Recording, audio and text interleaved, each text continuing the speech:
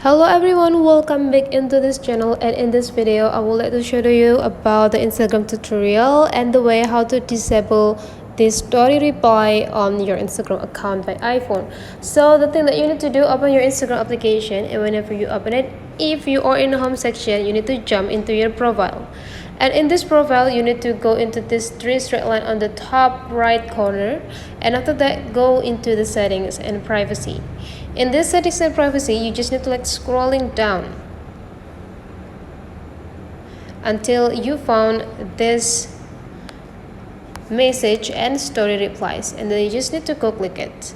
And after that, you need to go into this story replies. And if you want to disable the story replies on your Instagram account, you need to click the last part, don't load story replies. So whenever you create the story, no one's gonna able to reply the story that you updated. So that is the way how to disable the story replies on your Instagram account. Hopefully this tutorial today is useful for you. Don't forget to leave some comment, like and subscribe into this channel, and I'll see you for the next video.